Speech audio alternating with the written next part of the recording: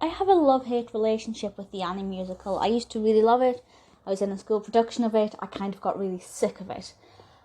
But then it occurred to me that I hadn't really seen the 1999 version. I think I'd seen a bit of it, but I don't ever remember having seen it all the way through until now. And I decided to watch it.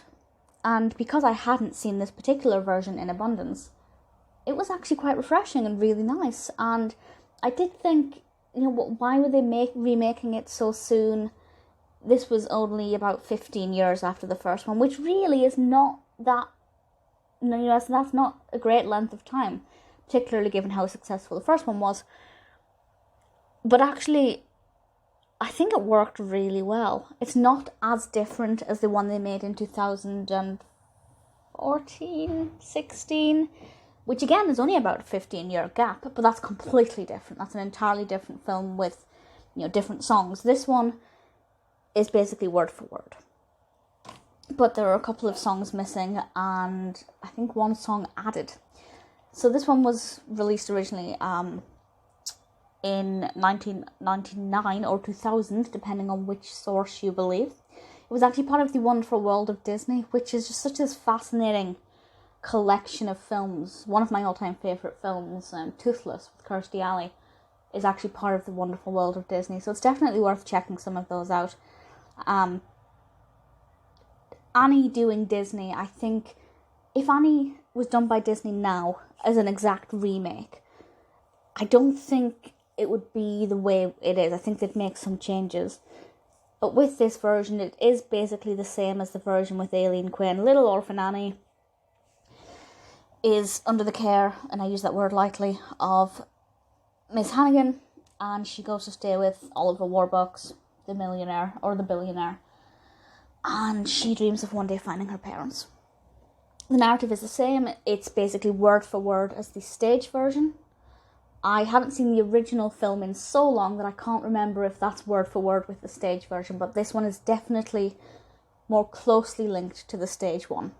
And most of the songs are the same. Dumb Dog's not in it, and there's one that's sung by Oliver Warbucks as well that I don't recognise. I don't believe I'd heard it before. But other than that, I think pretty much every song is in it.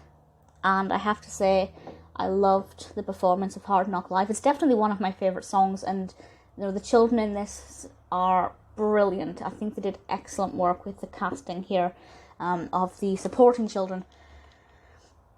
It's directed by Rob Marshall, and the choreography as well is incredible. I unfortunately do not have the choreographer's name to hand. It's also worth pointing out that Sarah Hyland actually played young Molly, and Lalaine is Kate. So it's not a completely unheard of cast.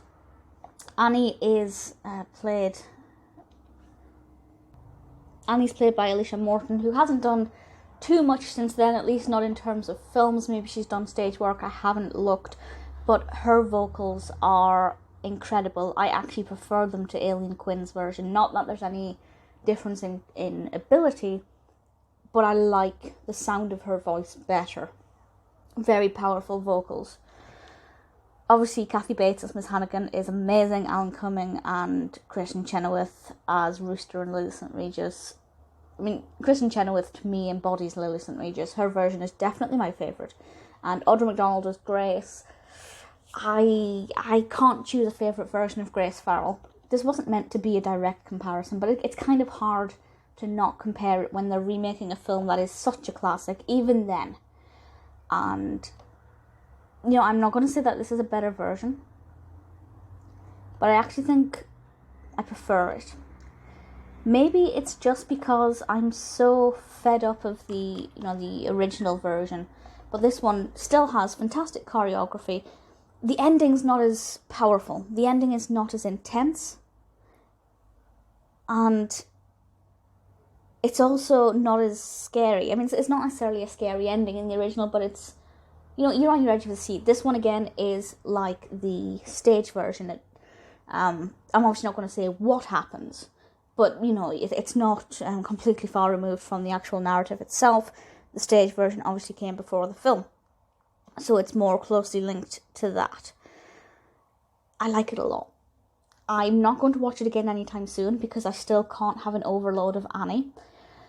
But, you know, if you haven't seen Annie ever, watch the first one first. Because it is the classic, and I think you'll thoroughly enjoy it, and Aileen Quinn does an amazing job as Annie. But then watch this one. I think you'll enjoy it just as much for different reasons. I'm glad I gave it a watch at last. It's kind of restored a little bit of my love for Annie.